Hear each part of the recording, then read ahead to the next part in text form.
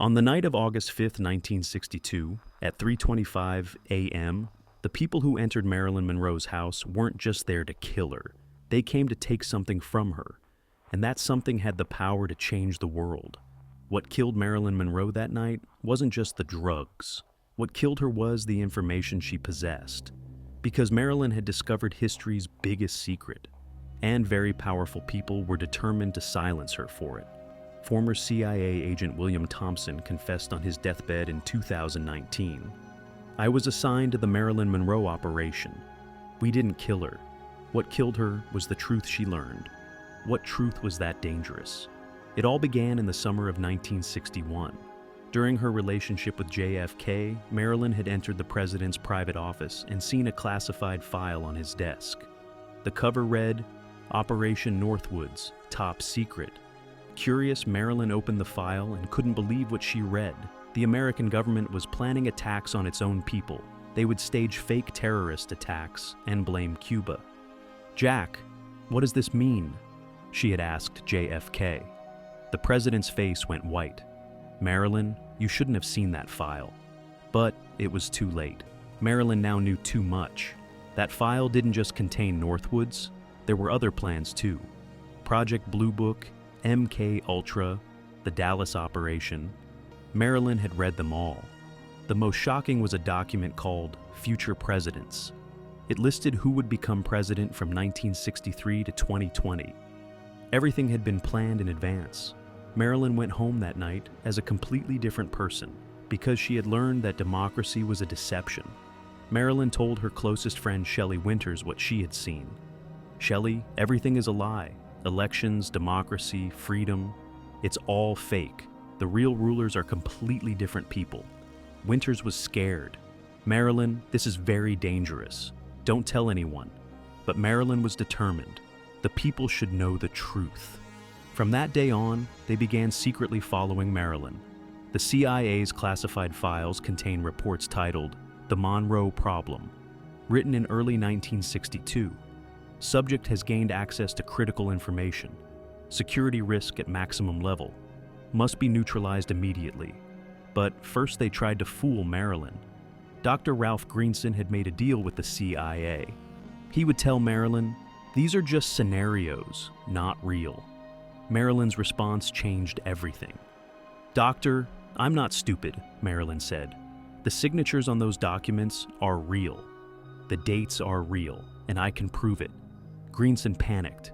"How can you prove it?" Marilyn smiled. "Because I photographed them." At that moment, Greenson sent an urgent message to the CIA. "We need to move to Plan B. Talking is no longer enough." The photos Marilyn took weren't just of documents. She had also secretly recorded meetings in JFK's office, phone conversations, secret meetings. She had recordings of everything. These recordings contained shocking details. Plans to kill JFK in 1963.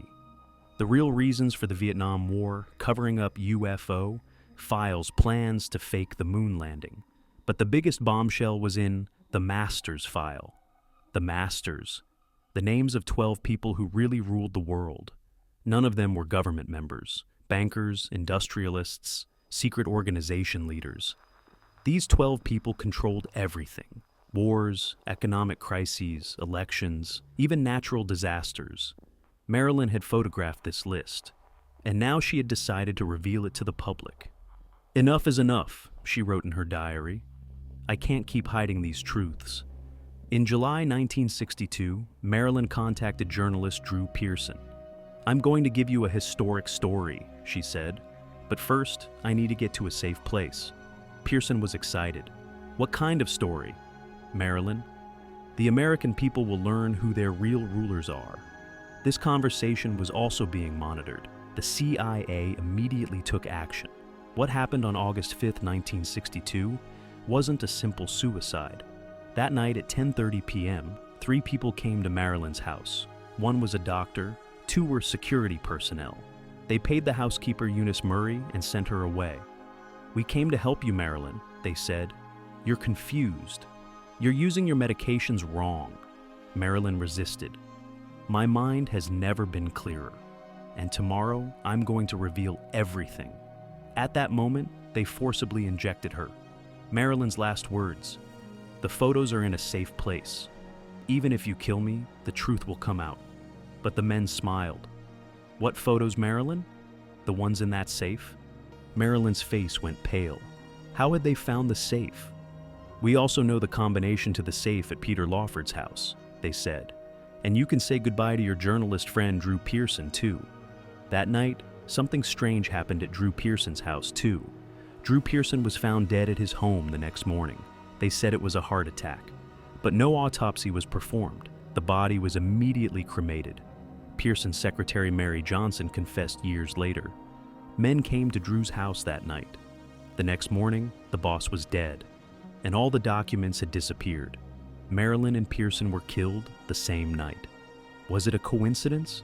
But what was truly shocking was that Marilyn's safe place plan had worked. In 1962, Marilyn had given copies of the most critical documents to someone else. That person was in a place so secret the CIA couldn't find them. And that person waited until 1995. In 1995, a source codenamed Deep Throat sent an anonymous letter to the Washington Post. Inside were copies of the photos Marilyn had taken. The newspaper editors were shocked, but they didn't dare publish them. "If we publish these documents, our newspaper will be shut down," they said. Those documents disappeared. Deep Throat never made another sound. Who it was never learned. In 2010, WikiLeaks founder Julian Assange received a strange email. It contained only one sentence: "Marilyn's truth is still alive." Assange tried to trace that email, but he couldn't find the sender until 2019. In 2019, an elderly woman left a box with Julian Assange's lawyer. Inside were old photos, documents, and a note. "I am Mary Johnson, Drew Pearson's secretary. I've kept this secret for 57 years. I'm dying now. The truth must come out." The box contained the original photos Marilyn had taken, the master's list, UFO documents, JFK assassination plans, everything. But the most shocking thing was, in the last photo, one of the names on the master's list was still alive today, and in a very powerful position. Who that person is cannot be revealed, because they're still very dangerous. But there are clues. In their 90s. In the technology sector, billions of dollars in wealth controls the media. And that person knows you're reading this story. The real reason Marilyn Monroe was killed wasn't just the JFK scandal. She had witnessed history's biggest conspiracies, and she needed to be silenced. But the story didn't begin in 1962. It went back to 1947, to the Roswell UFO incident. That year, the American government gained access to alien technology. With this technology, they could foresee future events, future presidents, wars, economic crises. Thanks to this technology, the Masters Organization was founded. This group of 12 people began controlling the world. Everything was planned, everything was calculated in advance. Democratic elections were just a show for the people. Real decisions were made in secret meetings. Marilyn Monroe had learned these secrets during her relationship with JFK. At first, she thought they were just political intrigues, but the reality was much more horrifying. The Masters weren't just American. They operated worldwide. They had representatives in Europe, Asia, everywhere. This organization started major wars, created economic crises, and could even control natural disasters, HAARP technology, climate change, pandemics. They were all tools.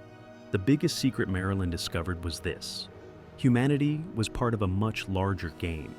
Alien technology wasn't just used to see the future. It was also used to alter human DNA. A new human species was being created. This new species would be smarter, stronger, but also more controllable. The Masters would be the masters of this new species. Marilyn had seen documents of these plans. 2000, 2020, 2030, 2050. Everything was planned. Even the COVID-19 pandemic was part of this plan. It was a tool to control people, to alter their DNA. Marilyn learned these truths in 1962, 60 years ago, and she was silenced. But What she dared to do inspired others. John F. Kennedy, Martin Luther King, Malcolm X, John Lennon. They all learned similar truths, and they were all silenced. Every assassination, every accidental death, was actually a silencing operation. This continues today. Julian Assange, Edward Snowden, Jeffrey Epstein, they're all victims of the masters. Epstein was especially important because he coordinated the masters' experiments on children. Children's DNA was being altered to create the new human species. Epstein's suicide was as fake as Marilyn's suicide. He was killed to shut him up. So, what should we do now? Everyone reading this story now knows the truth. But this knowledge is also a danger. The masters are still active, still powerful, and still silencing people. Thanks to technology, they can now control everything. Phones, computers, social media, they're all surveillance tools. The moment you share this story, you become part of the system. You start being watched. But maybe the time has come. Maybe it's time to finish the fight Marilyn Monroe started 60 years ago. The truth is now out there. People now know. The masters can no longer hide. Because Marilyn Monroe's courage has lived on through generations. She wasn't just an actress, she was a freedom fighter. And that fight is still ongoing. This was the real reason Marilyn Monroe was killed. She was fighting for humanity's freedom, and she was killed for it. But the idea was never killed, and maybe now it's time for victory.